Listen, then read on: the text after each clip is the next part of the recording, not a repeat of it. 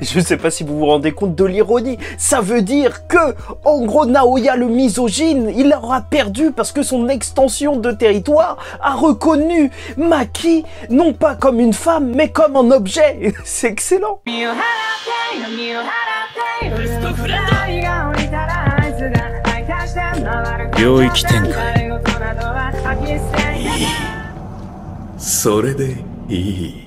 Mesdames et messieurs, ici Chargé, on se retrouve aujourd'hui pour la review du chapitre 198 de Jujutsu Kaisen Sakurajima Colony numéro 8. Et on va commencer par une analyse un petit peu artistique et visuelle. Et après on va parler de Maki, de la reine, et de l'implication justement de tout ça, du fait que justement elle n'est pas reconnue par les extensions de territoire, et même détailler, expliquer tout ça. Et donc dès le début du chapitre, ça va s'ouvrir avec l'extension de territoire de Naoya directement devant toi. Et visuellement, je trouve que l'idée, elle est juste magnifique en fait.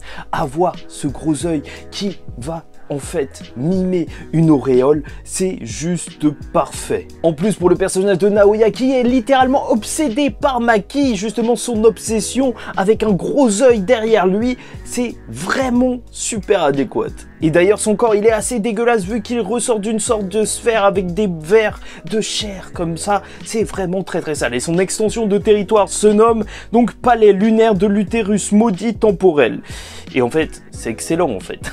Un utérus pour Naoya, pour le misogyne. Après, c'est vrai que symboliquement, ça marche bien avec le personnage, étant donné qu'il est lié justement à une sorte de thématique autour de la Renaissance. Aussi bien lui que même Maki, au final, vu qu'elle n'a cessé, en fait, de renaître de plus en plus pour atteindre ce niveau. Et justement, cette deuxième page est juste magnifique. Comme toujours, Gege Akutami, lorsqu'il te lâche une extension de territoire, c'est toujours extrêmement efficace, avec une perspective travaillée qui va vers un point de fuite vers l'œil, et ça fait que ton regard il est dirigé vers l'œil, et en même temps un œil ça te regarde, et ça c'est même appuyé par la case du bas où justement l'œil tu vois qui regarde vraiment les personnages. Et bien sûr voilà comment Gege construit ces images, c'est juste excellent. Oui, t'es vraiment happé à l'intérieur de l'extension de territoire. Je ne le répéterai jamais assez, c'est une idée d'artiste, l'extension de territoire. Pouvoir créer un véritable espace à dessiner, c'est juste excellent. Et donc en fait les deux, Katana et Sumo, vont être touchés par l'extension de territoire et donc par la capacité de Naoya. Et même s'ils se disent qu'il se passe rien du tout au départ et qu'ils se disent donc qu'ils vont attaquer directement, alors en fait dès qu'ils vont bouger, ils vont se prendre un coup, puisque Naoya explique que sa technique du 24 FPS, normalement elle divise les mouvements en 24 images par seconde, sauf que là dans l'extension de territoire en fait ça touche même chaque cellule, et ça fait que en fait dès qu'ils vont avoir un mouvement, alors les cellules elles vont aller dans un autre sens. Enfin tu sens que c'est une dinguerie, ça explose de partout, tout est désaxé et le moindre mouvement est impossible. Donc voilà, c'est une extension de territoire qui est normalement sûre de tuer une fois que tu te fais toucher. Voilà, ça fait partie de cette catégorie-là. Et je sais que certains seront déçus parce qu'ils s'attendaient avec Naoya une extension de territoire un petit peu plus dans son thème. Je sais, il y en a qui s'attendaient à ce que son extension de territoire ce soit la misogynie parfaite et que dès qu'une femme rentre à l'intérieur, alors elle se retrouve dans une cuisine ou à la vaisselle. Dans les normes des choses. Sumo et Katana sont donc KO face à cette extension de territoire, et ce qui est assez drôle, c'est que c'est là que Naoya va se rendre compte qu'il n'a pas en fait Maki devant lui, et même il ne sait pas où elle se trouve. Tu te rends compte que quand même c'est son ennemi principal, mais quand même Naoya est tellement misogyne qu'il a même pas fait attention à ça. Enfin bref, si ce chapitre était aussi énorme et iconique, c'est bien entendu parce que ça a répondu à la question de qu'est-ce qui se passe si quelqu'un avec une restriction comme celle de Toji justement se retrouve à l'intérieur d'une extension de territoire, parce que j'en parlais depuis longtemps avec vous les abonnés, et on a enfin la réponse à cette question. Donc tous ceux qui disent, j'ai vu ça sur des forums, que ça sort de nulle part cette explication, non, pas du tout. On en parlait carrément. En fait, il fallait suivre. Suivez les reviews, n'hésitez pas à liker ou disliker, même commenter, vous abonner si vous n'êtes pas abonné. Jujutsu Kaisen, on n'en parle pas assez. C'est pour ça que les gens racontent n'importe quoi au bout d'un moment. C'est pas une question d'être un oracle ou je sais pas quoi, c'est juste de bien suivre le manga. Donc, franchement, n'hésitez pas. Donc, Katana va foncer vers Naoya pour essayer de le couper, ses mains vont être tranchées, mais en fait c'était pour passer l'épée justement à Maki qui va planter Naoya. Et c'est là que ça devient intéressant. Parce que déjà, pourquoi Maki a pris l'épée à ce moment-là et même est apparu? C'est tout simple parce qu'il y a de l'énergie occulte normalement dans l'épée. Et ça se fait repérer par l'extension de territoire. Parce que, en gros, ce qu'on nous explique, c'est que justement, à l'intérieur d'une extension de territoire,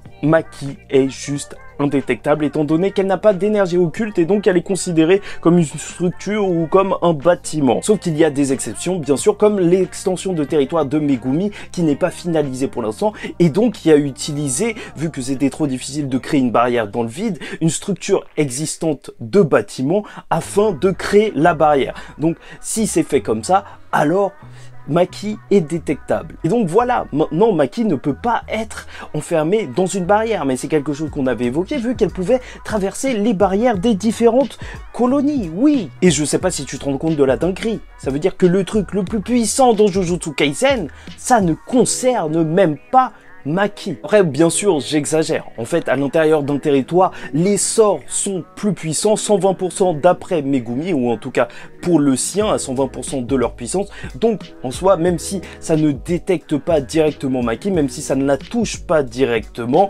alors, si elle se fait toucher par un de ces sorts restent quand même plus puissants. Et en plus, il y a des effets passifs à certaines extensions de territoire, comme le fait de se retrouver dans l'eau, dans le territoire de Dagon, ou avec de la lave un petit peu partout dans le territoire de Jogo. Et c'est là qu'on va avoir un flashback à l'intérieur de Maki où elle va parler à Mai qui confirme être devenue l'épée et en fait c'est une réplique de la lame de Toji, la lame de libération de l'âme qui coupe sans prendre en compte la dureté vu que ça coupe directement l'âme. En gros elle pourrait même te découper du diamant avec ça et même c'est assez mystérieux parce que tu as cette phrase en plus qui rajoute que pour utiliser cette lame à son plein potentiel, alors il faut voir l'âme des choses. C'est très particulier. Est-ce que ça veut dire que Gojo l'utiliserait à son plein potentiel? Je ne sais pas, mais dans tous les cas, ça explique comment ça se fait que Toji, justement, lors du flashback de Gojo, avait réussi à découper le fléau le plus dur de Geto, tout simplement comme du beurre. Et là, c'était ultra badass, puisque Maki terminera Naoya juste en un seul coup, tout simplement parce que Naoya n'a pas compris, justement, que Maki n'était pas reconnu par la barrière, et que l'attaque ne se faisait pas automatiquement, donc il croyait qu'elle était sous l'effet de ce sort, sauf qu'en fait, pas du tout, et donc c'était rapide. Elle l'a tué comme une formalité. En même temps, il a eu trop confiance en lui et c'est comme ça qu'il est tombé, typique de Naoya en fait. Et donc à la fin du chapitre, avec cette narration de Gege Akutami qui est juste excellente, tu sens à quel point Toji c'est une légende. Donc on nous dit que 12 ans après sa mort, un autre humain comme Toji a été réalisé. Parce que bien évidemment, il ne suffisait pas de naître avec la même restriction que Toji pour devenir comme Toji. Et c'est ce que nous aura appris justement cette colonie. Mais il aura aussi fallu à Maki de maîtriser justement sa nouvelle condition. Et c'est juste monstrueux en fait. On te dit que la divinité de la guerre renaît avec Maki. Ça veut dire que l'ancienne en plus c'était Toji. Toji vit. C'est juste une dinguerie à quel point Maki est magnifique. Et bien évidemment, je suis assez inquiet pour Yuji et Megumi. Parce que entre nous, avec Akari, Yuta et maintenant Maki, le niveau est monté, mais largement, très haut. Et il reste à voir comment ils vont faire pour rattraper tout ça. Et assez intéressant, c'est que je suis tombé sur beaucoup de réactions négatives concernant ce chapitre. En fait, dans le sens où ce combat, cette fin de combat surtout, était anticlimatique. C'est vrai que le personnage de Naoya, il est énormément apprécié par la communauté, surtout par son côté misogyne et tout. En fait, tu aimes le détester. Il est simple à détester. Et vu que Maki l'a défoncé, mais sans même sourciller, que ce soit terminé juste comme ça, alors voilà, ça fait du mal un petit peu à tout le monde, mais en soi, moi je trouve ça juste parfait, parce que voilà, pour moi Maki est une reine, et là,